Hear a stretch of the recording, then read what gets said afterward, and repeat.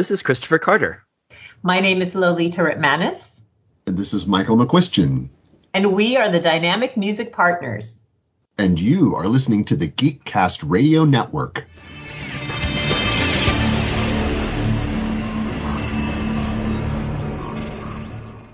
This is Kevin Conroy, and I am the goddamn Batman.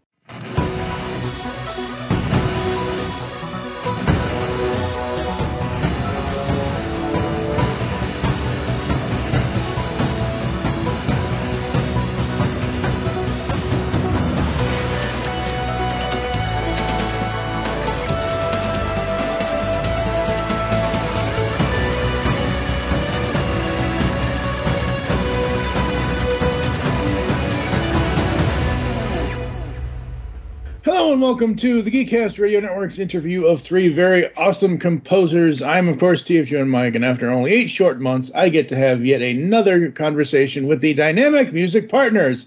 I told you they'd be back. I just didn't think it would be this soon, because last time there was a 10-year gap. However, Batman Beyond Volume 2, which features 98 tracks, is on every digital audio platform now. It came out September 20th of this year. So we have Kristopher Carter. Hello, sir. How are you?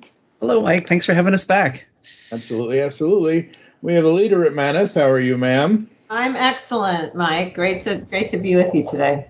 Absolutely. And Michael McCustion. Hello, sir. From one Michael to another. Hello. That's right. Glad to be back.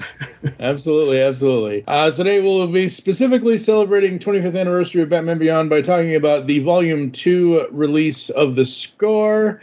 And starting off, I mentioned this off air that I did a count on this. The first volume had essentially music from all 13 episodes of the first season of the show, and Volume 2 has a selection of episodes from specifically Season 2, which I like. I like that the first volume had practically almost everything you could want from all 13 episodes, and then this one has a little bit here, a little bit there. My first question is, though, why didn't this Volume 2 start out with the main title? What was that about? It just goes right into Splicers, into the music from Splicers. Well, we released the main title on Volume 1, and it actually gets confusing when you're talking about like streaming services to copy music over again. So we just wanted to, let the first volume celebrate the opening of the show, and that's why now that we're sitting comfortably, we can begin with the new story, which is the selection of episodes from Season 2. And I just wanted to say that, when you described Volume 1 as being everything you could want from Season 1, even though this is a selection of episodes, it's everything you could want from this selection of episodes. Yes, it is. I agree. I'm sorry. I'm bowing down. I am not worthy. My biggest thing was, even though I saw this was 98 tracks, I was like, wait, but like some of my favorite episodes weren't in this yet. And I was like, okay, I'm looking at my Blu-ray paper here, and I'm like, okay, they're going to do that eventually. I know they're going to do that eventually. Okay, April Moon, got it. Egg Baby, got it. Century of the Last Cosmos, which won the Emmy, got it. But we need it, so give it to us, please. We love your insatiable appetite for tracks. We love it. Well, 95 tracks blew my socks off last year, and when the Volume 2, I'm like, oh my God, how can I listen to 98? I mean, I can and I have over and over and over again. Like, literally, this score just plays. Like, it just goes. And I can always tell which, like, literally in my head, because Batman Beyond is in my blood, I can tell, like, I don't even have to look at the track listing. I know which song is which from which episode, because that's just how my brain works. Well, that's cool, Mike, because awesome. you can actually, it's like being a kid. When I was little, sometimes I'd listen to these albums that were just, they were original scores, and I not only played the original movie in my head, but I would make up my own movie with those characters. So yep. I think it's kind of fun. I mean, the music was originally written to a specific episode and to a specific scene, as we do with 99.9% of what we do. We don't just, needle drop our music into scenes. We are actually scoring each episode, each scene. But for us too, going through the archives of all of this music, it brings back not only memories of how talented the filmmakers of this show were. Art direction, writing, producing, but also it takes us back to where we were when we were in the depths of the studio production of all this, and when there was incredible guitar players on these dates, and we'd have a lot of time and budget to mix them right. So it's a pretty exciting thing for us to finally be able to get the permission to release this. So absolutely. All right. So we talked a little bit about the process. Did you all, when picking the selection of episodes, did you all each say, hey, I want to do this one, or I want to do, I want this episode of mine to be on here, or how did that go? Well, I think we tried to make sure that each of us was represented on the soundtrack. So we wanted to make sure that we had, a good selection of music from each of the three of us. And we wanted to kind of keep it in the general area of season 2, like you noticed. And then we wanted to give a good variety of music to listen to too. So I think we used all those criteria, and in addition to what we could put our hands on quickly to get volume 2 out. And we're thrilled that the response has been so positive to the first soundtrack, and we were just like, well, this is great. People really want this, and it really gave us a lot of fuel to put together volume 2. We really appreciate everyone who's been listening and buying and just revisiting this music. It's so gratifying. Yeah, absolutely. Anybody else want to say anything, or you want me to move on? I will chime in this, that I cannot reveal our source, but we have somebody in our lives who literally knows every piece of music and how it fits with scenes. Now, maybe, Mike, you also are in that category, but we definitely rely on our secret advisor, who he or she or it or they might be, might have superpowers of their own, as far as just being able to kind of peer into the looking glass of the future as to what to release when and how. So we have to give a huge shout out to a certain someone that's been helping us with this. Ladies and gentlemen, it's the ghost of Robert Vance. It's a lost soul. And the funny thing for me is, literally before, I don't know, we had this plan to do this, I don't know, a week or so ago, whatever it was, but as far as planning to do the interview, I watched all the episodes from the score release, because I mentioned this last time, I'm the type of person that if I hear a piece of music in a movie or a TV show, a cartoon, whatever it is, I then, if I like it enough, I then want to hear it out of the context that it's in, because I want to hear it by itself. And that's the greatest thing about film scores and TV scores and cartoon scores and movie scores and all this and all that and everything else, is because you get to hear the music outside of the thing. And especially with Batman Beyond, I did not remember a lot of the music from these. I mean, I remember the music, but I don't remember specifically hearing the music from Lost Soul outside of that episode is oh wow, that's right. Holy crap, this is creepy stuff. Old man wants to get in the Batman Beyond suit and then replace his nephew. Give me a break. TFG and Mike on the editing station here. Before anyone comes after me, Vance and his grandson, not nephew. I misspoke. It was his grandson. Now back to the show. It was a good plot. I'm not saying it's a bad plot, but yikes, that's a little scary. Definitely room for some creepiness on our part, so it's fun to fun to plus the creepiness if we can, writing the music that we do. Yep. Yeah, Mike, I think you've really hit on something that makes me very passionate about writing film music. Is that you are inspired by the show that you see and the movie that you watch and the story that you experience. and it's very gratifying to create the music that helps tell that story, then, when you take that music away, the best crafted film music out there will evoke those feelings and those pictures and those images in your mind. And so I think that's the most wonderful thing about this process for me personally is doing it. So the fact that you could hear the music and then see the episode in your head means that the composers did their job. Absolutely. Christopher, your track VR Room Brawl, I think that is from, what is that from? Up. That's from Hooked Up. Yeah, that's right. That's like, I was like, oh, right. They did have that, didn't they? And I listened to that, and I'm like, man, this really works. That was an interesting track. As Lolita was saying, we were blessed to have such amazing musicians playing the guitar and all the different instruments. We also had oftentimes electric bass. That electric bass track is a bass player named John Button, as in cute as a.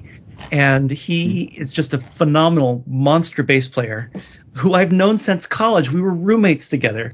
And I said, you know what, for this cue, I want to put you to work. Show me some of this great popping and slapping stuff that I know you love doing. And he just went to town on it. That's amazing. That's awesome. And then there's always, I don't know how the picking of straws happened with who was gonna. I don't know how the higher ups, Bruce, Tim, all of them said, hey, you guys do this, and this, or if it was your all's decision to do which episode as far as scoring it. But Michael, how did you get Terry's Friend Dates a Robot? Because Girlfriends from Hell parts 1 and 2. Oh my God, dude, what did you do? Well, it's funny. At the time, Shirley Walker was the supervising composer for the series. And so we didn't have any idea what episode we were going to do or if we were going to do an episode, because she did as many as she wanted to do. And then the rest of it, she divvied up between us. Right. So, I would get a fax. I remember in the years when we had these huge fax machines, we had big format ones for music paper that were 11 inches wide. And a fax would come rolling out, and it would usually have the information if she wanted me to do another episode. And I'm sure I got this fax that said, here's your next episode. Terry's Friend Dates a Robot. I was just like, what?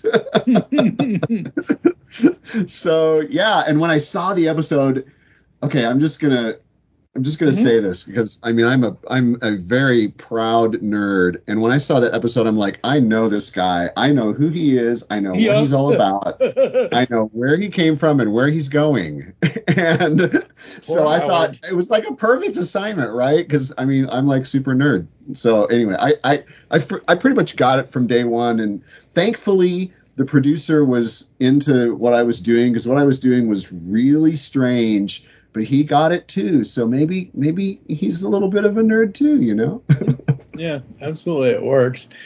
And I've mentioned already that Lolita's score on Lost Soul is. I'm going to go into my favorite tracks from each of you later, but that score, Lolita, that was wow, because you had, like I said before, I didn't say this to disparage the episode. I love the episode, but the story is basic, where old rich guy voiced by Stacy Keach, who was Mr. American Greed before he passed. I think he's no longer with us, if I remember. Yeah, he passed away a couple of years ago.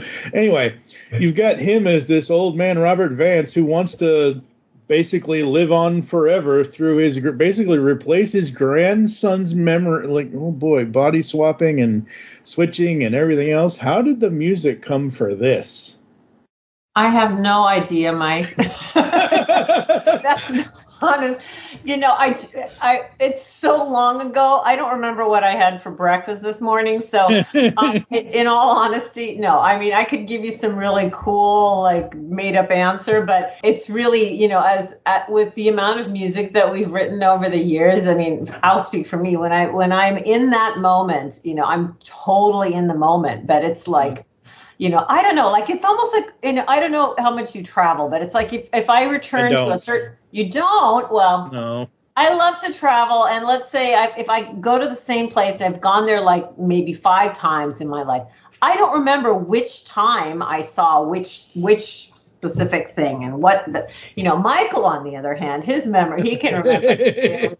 But I will say that, it was, I was still very much just intrigued with like experimenting with different sounds and we had definitely, we'd taken out this huge loan when Batman Beyond started. I mean, this is, before season 1, because of course we switched from having this, orchestra, paid for by Warner Brothers to having to, doing this big production with all these different, with all these, electronic sounds and guitars and effects pedals on the guitars. And I was doing a lot of listening, and I was learning a lot from Chris, especially because of all of his work, playing in bands and stuff. And of course, Michael as well. And so anytime I found something interesting, I thought, okay, maybe this is something cool I can incorporate at some point. So I probably took something from my musical spice rack and just added it to this episode. So thank you for the shout out, and I'll go analyze it and write a little dissertation about it. I mean, it's just one of those things where, again, as I mentioned earlier about hearing the music outside of the episode itself, it's like I've seen that episode so many times over the last 25 years, or whenever it originally released, but the show originally released 25 years ago, that I'm the type of person that if I hear something enough times, I can immediately, as soon as it comes on, I'm like, that's from this era, from this, and whatever. And Lost Soul just has tracks in it where I'm like, I know it's that scene, I know it's that scene, and I know it's that scene. Meanwhile, Kristopher, Terry and Batman meet Earthmover. Now, these are two separate tracks. Terry meets Earthmover and Batman meets Earthmover. Earthmover's not the best episode in season 2, unfortunately, but the music is amazing. How did you go about... Because those two tracks, very different from each other, because it's Terry as himself outside the Batsuit meeting the Earthmover character, and then it's Batman. How did the juxtaposition of those two happen? I want to say that I understand your feeling about the episode. The episode actually touched something in me emotionally very much, and I don't know what it was. I found it so incredibly tragic. I was really moved to find out, Earthmover is this trapped lost soul underground, and how it was just so. I was just very moved by the tragicness of the story, and that being really moved in that way really influenced the way that I approach the whole score. I think with my naming conventions, when I name the cues, I'm not doing some kind of a groaner, of a pun on something, because I do plenty of those in my titles. I do sometimes make a connection of this person does this, and this person does this, and this person does this, even if the show isn't really constructed that way. So I don't think that these cues, apart from their names, are really related. But I just know that the whole overall episode was very angry and very angsty, and so that colored every single cue based on who was in the situation, who was the focus of the scene, and that's why they're titled that way. But apart from that, there wasn't really a connection.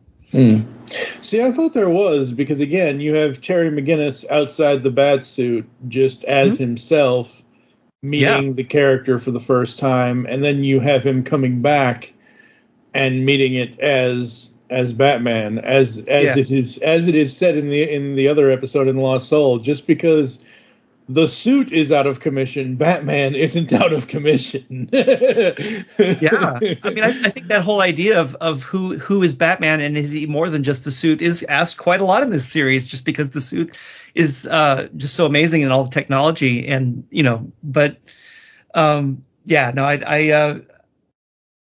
I guess, like Lolita will say, I think there probably is some kind of deep musicological connection that I would like to expand upon.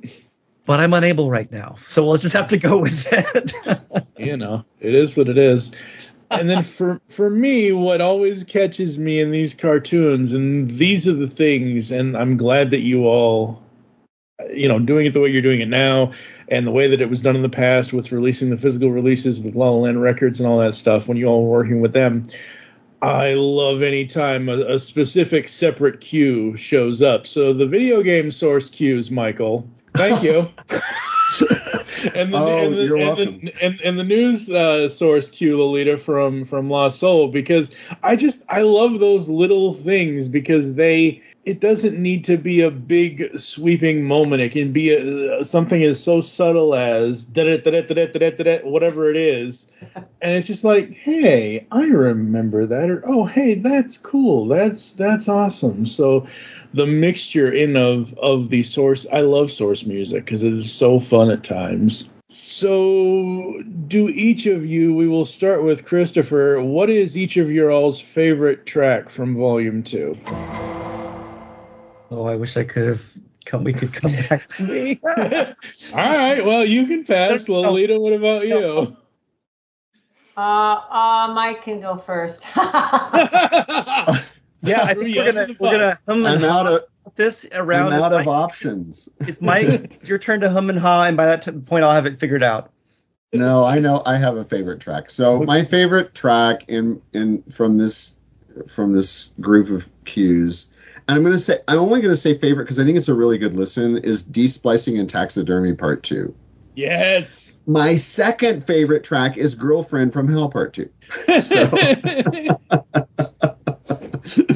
but there's just, I think, De-Splicing and Taxidermy. Like, if you don't know the show and you don't know the score and you're coming to this fresh, you could listen to that one track and it would set you up. Mm-hmm. That's how I feel about it. And it's something that I feel like it could be something that could be, it doesn't have to be from a show. It could just be, an instrumental on its own, and it would be viable. So I mean, I don't know. De-Splicing and Taxidermy Part 2 was, I thought it really kind of set the whole soundtrack up pretty well. Absolutely. And then Girlfriend from Hell Part 2. That robot, well, man. The title says it all. Yeah, it does, doesn't it? She was a mess. Yes, she was. You don't want that. You don't want that girlfriend. You don't want that. That's no. You think you do, but you don't. No. Not when the green eyes of jealousy come out just because you said hello to somebody. Yikes. Yeah. So, those sparks are not sparks of love. No. I have to narrow it down to 3 and maybe 2, but definitely my favorite action-y kind of cue happens to be VR Room Brawl from Hooked Up, just because I really love the bass line from that, and it's just such a fun, cool groove as a piece of music, and I just really enjoyed that track a lot. In Mind Games, Batman versus Albino was a whole thing that actually Bruce Timm was put a lot of emphasis on. He really wanted something very epic and very he wanted this combination of epic and ancient and action-y. So I thought that was kind of a unique opportunity to write something interesting for the music. And the last part, just from an emotional spot, just again because I was so taken of the episode story, just Earth Mover Defeated in general, just that whole sad part. There's a children's choir, and there's just a lot of emotion that meant a lot to me as a creative person that I was pouring into that score. So those, Earth Mover Defeated is definitely my favorite from an emotional place. Mm-hmm. Okay, my turn. She says reluctantly. I'm actually gonna go with not me. I'm gonna go with 2 tracks. I love the groove that Chris created for Earth Mover Up in the Air thing when he's up. Mm-hmm. I can't sing it, but Earth Mover Airborne. And then there's this cue, and I don't know which episode it's in, but it's called Penthouse something that Mike did, which is like, it's kind of boo. Anyway, it's I love when my teammates surprise me and just again I use the concept of plussing it, Yeah, Penthouse is from Bloodsport. Yeah, very very cool. So yeah. Yep. Yeah, like I've said before, and I'll say it again. Batman Beyond is in my blood, and once I saw the track list, I'm like, okay, I have to go down by all 98 tracks. I have to make sure I'm correct in saying that these are the episodes that these songs are from, and literally I have a list right here of the I don't know, 10 episodes. Yeah, 10 episodes in Volume 2 so far. So yeah, 10 episodes for Volume 2, 98 tracks. And yeah, the penthouse thing it's the beginning of that episode. You don't know what's going to happen, but you know there's a new character in town, the stalker character.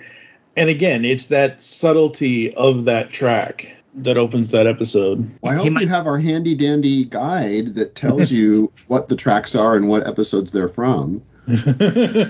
I was literally saying the same thing. One of the problems of digital releases, of course, is there's not this cool booklet like you would have if you bought a CD. Mm-hmm. But we have a printed list of the episodes and the track breakdowns and what episode each track is from. That is available to all your listeners if they have not signed up yet to our DMP VIP mailing list. So we'll be sure. If you go to our website, you can find a link to sign up for it, and you will get this sent to your email box, a PDF that you can print out to have your own list to refer to as well. Mm-hmm. There you go, folks. Yeah, go over to their website. Their link to their website will be in the show notes for this episode on geekcastradio.com. I did it the old-fashioned way. I have the episode list from the Blu-ray, and then I just did the math. And I don't like doing math. So my favorite tracks from each of you, and I kind of cheated because on Chris, like I said, I had to put Terry and Batman Meet Earth Mover together because to me they just kind of flow together. So technically Chris gets 2 tracks. I guess I could pick 2 for everybody else as well, but Michael, going back to Terry's Friend Dates a Robot, the party's over. Oh. Again, I do love the big action. Like I already mentioned about VR room brawl. Like I do love the big, but in this show, with as much action as this show is, finding those subtle moments in the show and in the music is really what gets me. And the party's over just has that, okay, folks, you can go home now. Nothing more to see here. Oh, that's cool. Yeah, no, it's an action adventure show. And when there's a cue that's not action or adventure, it's always nice to do something different. And I always felt like those cues that were not action cues or adventure cues or have anything to do with fighting or anything like that, I thought those cues were always really special, so I always kind of try to treat them with TLC, so I'm glad you noticed. Yeah, absolutely. And then another Michael cue that I will say, actually, let's see here, Barbara finding the teacher and Max or Maxoid from Zeta, because these episodes don't have, like, we know, most of us know that this show is the passing of the torch. It's Bruce Wayne giving the mantle over to Terry McGinnis. It doesn't really have a lot. And this selection of episodes, Barbara Gordon is not in a lot of them, and she was in that section. And I just love the way you did the music for that. Well, thank you. She's a great character. Yes, she is. And then for Lolita, it's max downloads for Terry and ending. So max downloads for Terry is from, you think I would know this by now. It's Burned. Yeah. Once Burned, that's right, yeah. So Once Burned, that was the Royal Flush Gang episode, and she has to cover for him and all that, and I just absolutely love. And again, people will say, "Oh, Max Gibson, she was a sidekick. She was a little more than that." Come on, people. They had to do something with this show. They couldn't just throw in Robin Beyond and Riddler Beyond and whatever.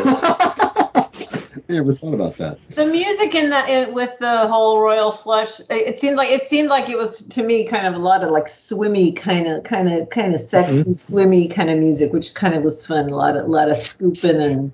Yep. Yeah. And then interestingly though, ending is an oops. Actually, it should be on the first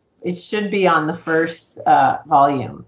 Should it? Really? Yes. And I didn't, it was left off of some official, even legal documents that track the music for, for where it's played and how it's played. And so it wasn't in our, it wasn't in my, I wasn't even thinking of it. I was just going by actually, these sheets that, like, oh, this is this cue from this episode. And our secret wonderful helper actually said, this piece is missing, where's the piece? So, it's like, I don't know, Michael, if our source would want to be revealed, but anyway. No.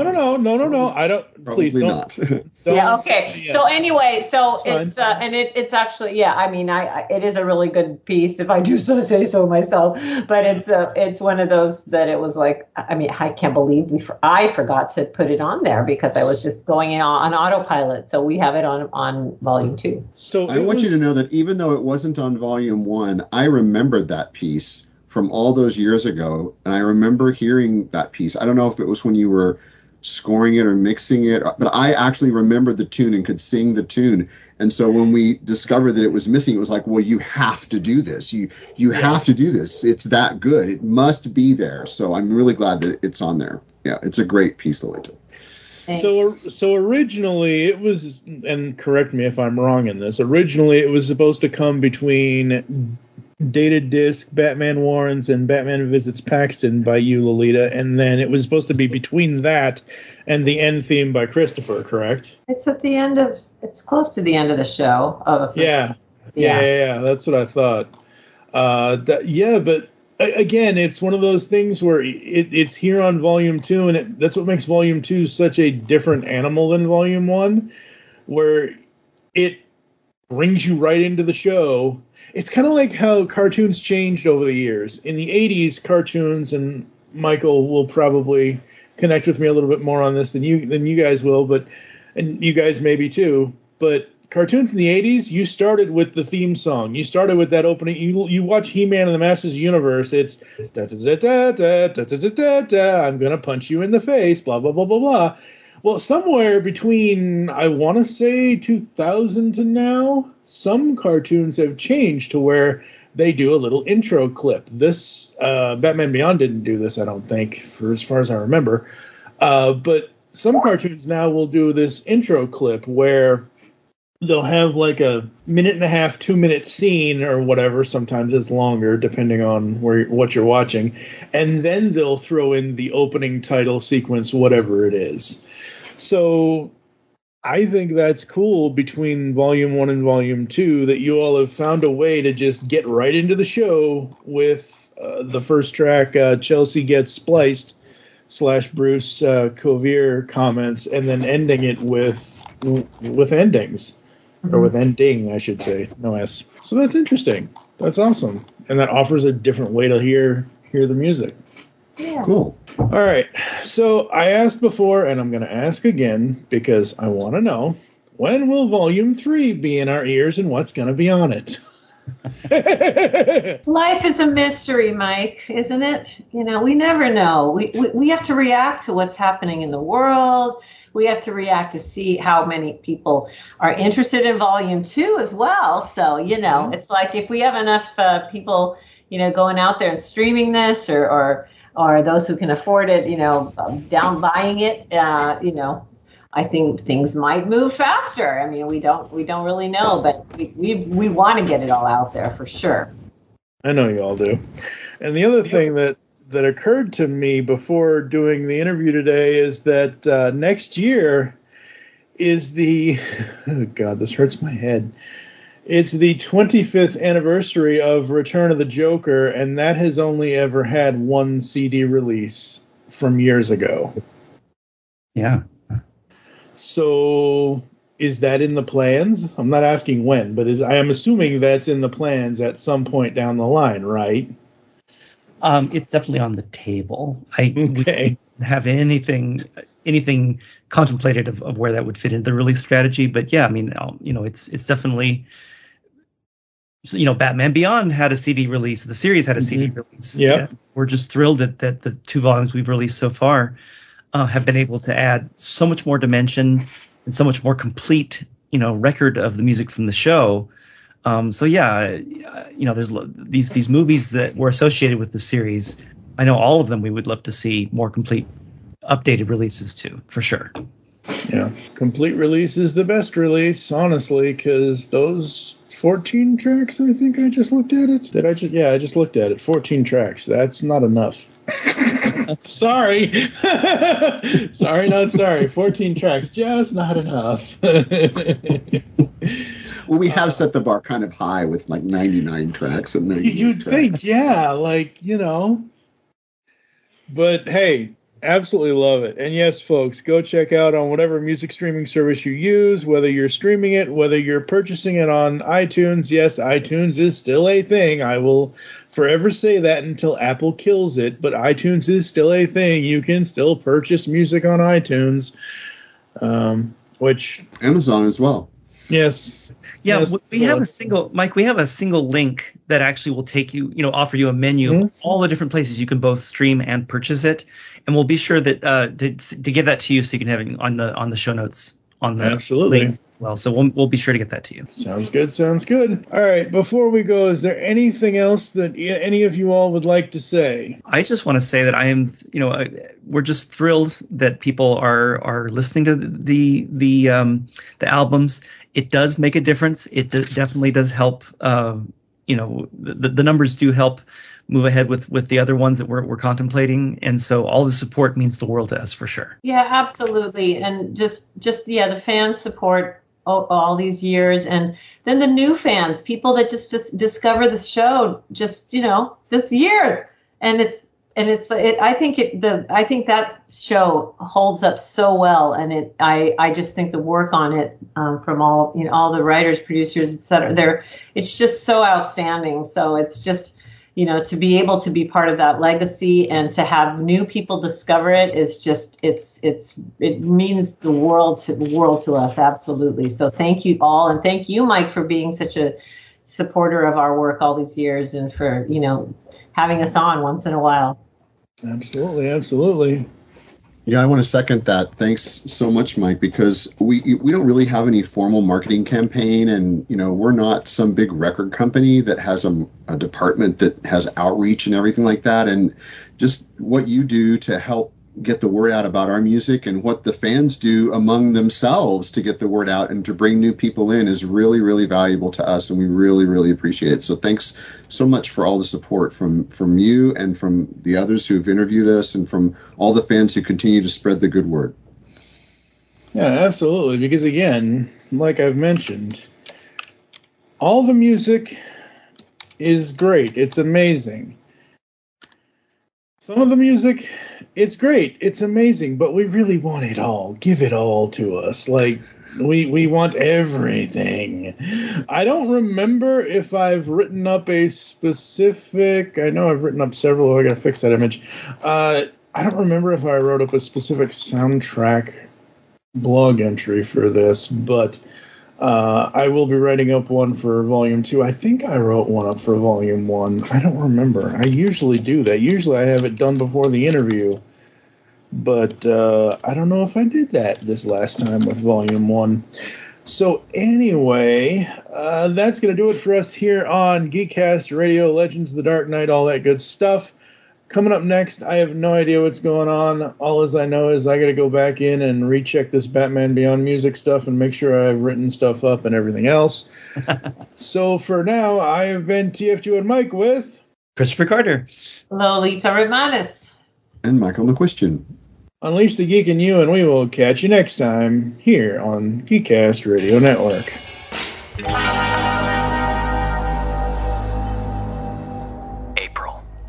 And there's the moon in the background. Like that old song, April Moon? Yeah.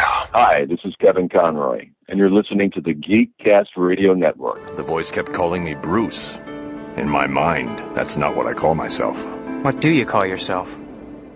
Oh, yeah. I suppose you would. But that's my name now. Tell that to my subconscious.